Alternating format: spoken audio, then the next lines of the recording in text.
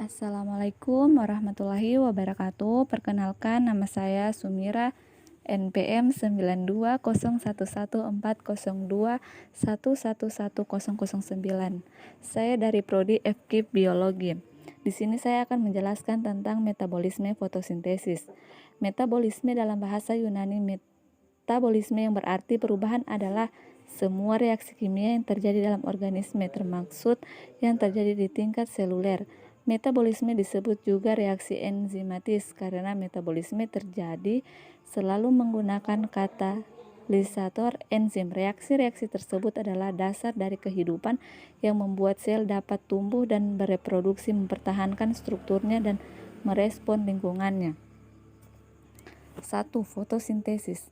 Latar belakang fotosintesis dari bahasa Yunani foto, cahaya, dan sintesis,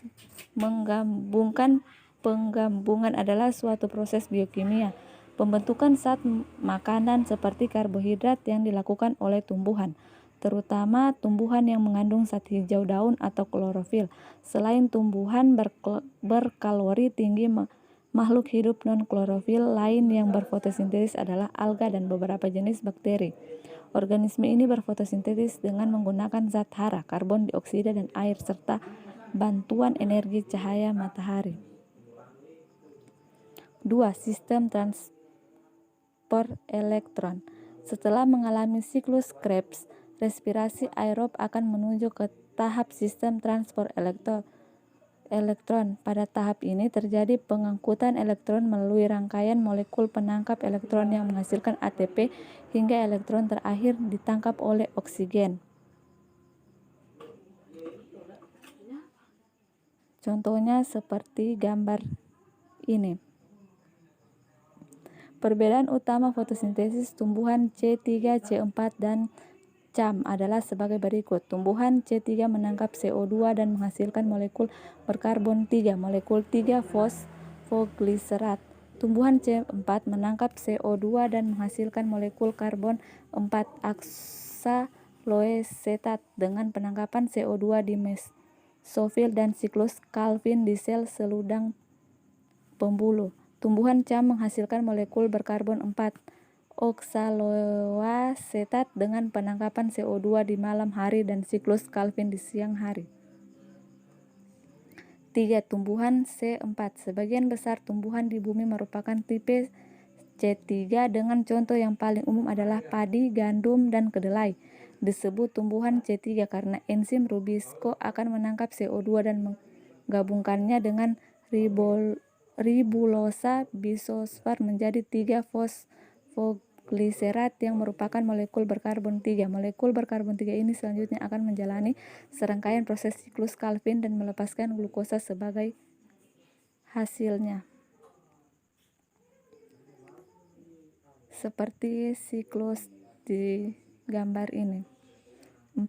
Tumbuhan C4. Tumbuhan yang masuk kategori C4 dalam fotosintesisnya adalah jagung, tebu, dan keluarga rumput-rumputan lainnya.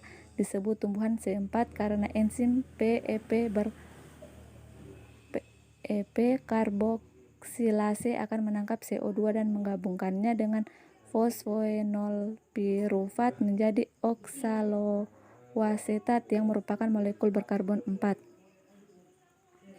5. Tumbuhan CAM. Tumbuhan yang masuk kategori CAM adalah kelompok sukulen menyimpan air seperti lidah buaya, kaktus, dan nanas yang umumnya hidup di lingkungan kering. CAM adalah singkatan dari Crassulaceae acid metabolisme karena proses ini pertama dijumpai pada keluarga Crassulaceae. Tumbuhan CAM akan menangkap CO2 dan digabungkan dengan molekul lainnya menghasilkan asam organik.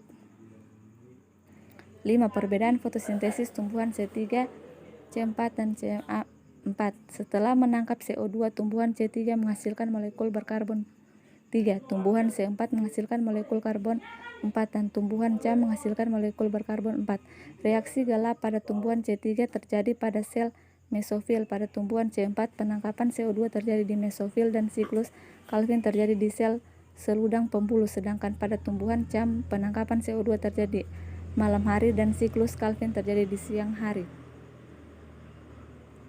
Untuk menghasilkan satu molekul glukosa, tumbuhan C3 membutuhkan 12 NADPH dan 18 ATP, 12 NADPH dan 30 ATP di tumbuhan C4 serta 12 NADPH dan 39 ATP di tumbuhan CAM. Suhu optimum untuk fotosintesis tumbuhan C3 adalah 15-25 derajat Celcius, 30-40 derajat Celcius pada tumbuhan C4 dan 40 derajat Celcius lebih pada tumbuhan CAM. Penerima C2 pertama kali pada tumbuhan C3 adalah ribulosa bifosfat, sedangkan pada C4 dan CAM adalah fosfoenolpirurat. Sekian dan terima kasih. Assalamualaikum warahmatullahi wabarakatuh.